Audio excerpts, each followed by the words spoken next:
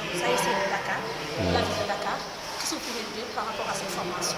Mais je voudrais féliciter Momarlo et l'ODCAV de Dakar d'avoir initié cette journée de formation sur le leadership et la communication, qui sont les fondements et la base d'une association. Mais aussi remercier la ville de Dakar, qui est le partenaire numéro 1 de l'ODCAV de Dakar. Ça ne date pas d'aujourd'hui, n'est-ce pas, d'avoir accepté d'accompagner l'ODCAV dans son projet et dans tous les autres projets. Je pense que quand on parle de leadership, comme je l'ai dit tout à l'heure, c'est le fondement d'une association. C'est heureux qu'aujourd'hui, tous les séminaristes qui sont là, c'est tous des leaders au niveau de leur zone et de leurs ASC. Alors donc, j'ose espérer qu'à la fin de cette formation-là, c'est un renforcement de capacité. Vous savez, un responsable du Nawetan, c'est une personne naturellement formée. Donc ce qu'on est en train de faire, c'est un renforcement de capacité. Pour mieux les outiller. Donc encore une fois, l'ODCAV de Dakar continue de nous surprendre, mais c'est normal, n'est-ce pas? Au début, on nous appelait ODCAV 1 de Dakar, parce que c'est le numéro 1. Moi, je suis l'émanation de cette ODCAV-là, n'est-ce pas? Il y a beaucoup de projets. Je l'ai dit tout à l'heure, hein, n'est-ce pas? À dire vrai, il y a beaucoup de projets qu'on est en train de faire au niveau national. Des fois, c'est leur projet. Je les ai dit que ça, c'est un projet qui a une envergure nationale. Donc, vous voulez qu'on l'appelle au niveau du département de Dakar, qu'on le fasse. Maintenant, ça survient aussi à une période difficile, compliquée, la pandémie. Et je voudrais au passage dire aux gens, respectons les mesures barrières. Portons nos masques, lavons-nous les mains, n'est-ce pas? Protégeons les grandes personnes. Et l'ODCAV de Dakar, à l'image de tous les démarrements de l'ONCAV, c'est vraiment distingué dans cette lutte contre la pandémie. Partout des séances de sensibilisation ont été faites, soit avec la ville de Dakar, ou bien dans le cadre d'un projet national.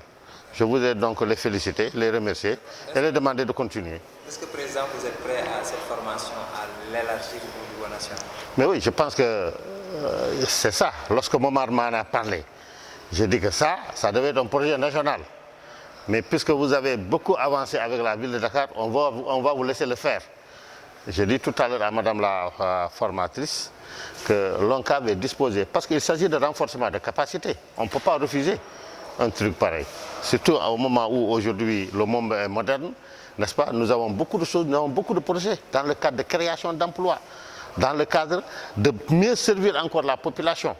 Et là, leadership et communication, c'est très important. Je l'ai dit tout à l'heure, même un père de famille qui n'est pas un leader, c'est difficile de diriger sa famille. Si tu ne communiques pas bien, tu peux avoir des problèmes avec ta famille.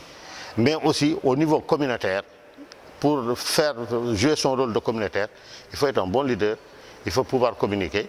Donc effectivement, d'abord au niveau de l'ODCAV de Dakar, mais au niveau national, pourquoi pas. Cette pandémie donc, a permis à l'ODCAV, l'ONCAV de montrer d'autres facettes de l'État comme des formations qui peut être bénéfiques par rapport aux jeunes d'avoir une formation, de ne pas tenter l'immigration. Mais oui, vous savez, la pandémie, elle a permis à certaines personnes de savoir que le Nawetan, on n'est pas seulement le football. Mais le football quand même est roi. Il est roi partout, hein, pas seulement chez nous, mais il est roi partout. C'est le football qui mobilise plus d'énergie, n'est-ce pas? Donc maintenant, cette force que nous avons dans le cadre de nos marchés de football, c'est cette force que l'ODCAV a en train de renverser dans les autres domaines pour une prise en charge des problèmes de la société, des problèmes de la communauté. Il y a un regret quand même de ne pas pouvoir jouer le Nawetan, hein? C'est un regret pour tout le monde. L'ambiance, le Sénégal de Fouet, le département de Dakar de Fouet d'abord. Et en parlant d'immigration clandestine, il y a un journaliste qui m'a approché pour me dire l'enquête qu'il a faite au niveau de certains trucs. Nous sommes des joueurs, des supporters. Vous savez, bañ a def dara baaxul ci nit. Soit da ngay def loo warul def wala nga dem foo warul dem wala nga wax loo warul wax mais su doon marché nawetaan yi amoon na waxuma noyade du am waxuma kenn du dem nangam mais dafay wàññeeku parce que ça allait occuper au-delà de l'aspect économique. C'est une création d'emploi les organisations des marchés de nawetaan. Je parle sous votre contrôle et sous le contrôle de tout le monde. Si on doit organiser à Demba Diop, n'est-ce pas? C'est pas moins de 50 personnes que nos démembrements utilisent dans l'organisation. Et minimum 1000 francs. 1000 francs, c'est beaucoup pour certaines familles aujourd'hui, avec les temps qui courent. Mais au-delà de cela, dans le cadre de la formation, tous ceux qui sont dans le football d'élite, clubs régionaux, N1, N2, LE, L1, L2, mais ils puisaient dans le navétane. Cette année, ils n'auront pas ce temps-là. Les arbitres, mais ils faisaient le premier pas dans le navétane. Cette année, ils n'auront pas à le faire. C'est un manque à gagner terrible. C'est pourquoi nous avons déployé beaucoup d'efforts pour tuer la pandémie. On va continuer. Donc, encore une fois, félicitations vraiment à l'ODCAV de Dakar, à Pape Marlo, n'est-ce pas? Ça vient à son heure. Nous avons sorti un calendrier de renouvellement. Certains ont commencé déjà. Ça vient à son heure. Et c'est pourquoi nous souhaitons qu'il y ait des renouvellements à paix, apaisés. Et ce thème-là, lorsque tout le monde l'aura compris, quand on est leader, on peut chercher quelque chose sans tambour ni trompette. Des formations, qui bénéficient de cette formation, ils sont au nombre de combien et comment ça va se passer? Très bien, alors je vous remercie. Donc la formation est dédiée aux administratifs du département de Dakar, les secrétaires généraux des zones, les secrétaires administratifs, mais également les secrétaires généraux de l'ODCAV et les administratifs du département de Dakar. Donc voilà les bénéficiaires, ils sont au nombre de 52, plus maintenant quelques invités que nous avons identifiés chez nos partenaires. Je ne parle comme à la ville de Dakar, au niveau de leur secrétariat. Nous avons pu inviter la DGA pour assister justement à cette formation. Alors, cette formation est le fruit d'un constat que nous avons fait au niveau de l'ODCAV. C'est qu'en termes d'abord de technique même de communication et de technique rédactionnelle, dans un premier temps, nous avons constaté quelques points d'amélioration à fournir à l'ensemble des dirigeants administratifs au niveau du département de Dakar, en termes de rédaction de procédures administratives, en termes de rapports, de compte rendu, la différence entre un rapport et un compte rendu, de procès verbal, de courrier adressé aux autorités, à nos démembrements. À chaque niveau, il y a quand même des termes de nuances qu'il faut distinguer. Et ce n'est pas souvent le cas pour certains d'entre nous. Il est évident, donc pour renforcer, comme l'a dit tout à l'heure le président Amadou, renforcer cette capacité de l'ensemble de nos administratifs, nous avons choisi le secrétaire général de la ville de Dakar, qui est un homme du Sérail, qui est un homme d'expérience en termes d'abord de leadership, de building leadership, mais également de techniques rédactionnelles et de communication.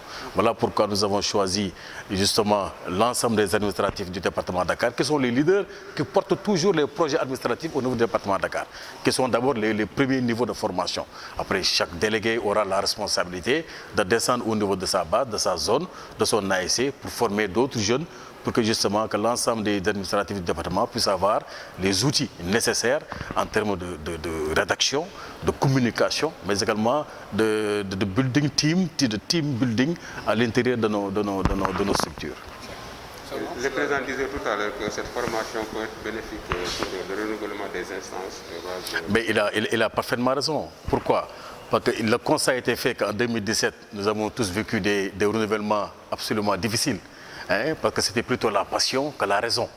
Il a rappelé tout à l'heure que l'histoire lui a donné raison en soutenant ma candidature. Aujourd'hui, 4 ans après, on est encore là pour dérouler des projets et c'était ça son objectif. Et aujourd'hui, l'histoire lui a donné raison. Et justement, qu'on ait d'abord cette sérénité, cette célérité, cette vision pour accompagner les jeunes. C'est ça notre objectif. Donc pourquoi aujourd'hui le team leader ou la communication sont importants dans le cadre de renouvellement? Parce que ça donne d'abord des outils de comportement aux dirigeants que nous sommes. Un leader, c'est d'abord un comportement.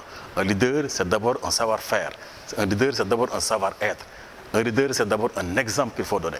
Donc si tu as tous ces outils-là, d'abord de développement personnel, plus maintenant les termes de communication nécessaires à tes interlocuteurs, le dialogue devient facile, les consensus peuvent être trouvés et c'est ça l'objectif de l'ONCAV. Mais c'est une journée qui sera multipliée par ces formateurs-là à l'intérieur des structures inférieures, au niveau des zones et au niveau des ASC. C'est ça l'objectif. Donc c'est des modules de formation pertinents qui seront donnés à l'ensemble des administratifs. Après, charge maintenant à eux de ne pas baisser les bras, d'aller sur le terrain, d'aller au niveau de la structure et partager cette expérience avec les administratifs des zones et des ASC.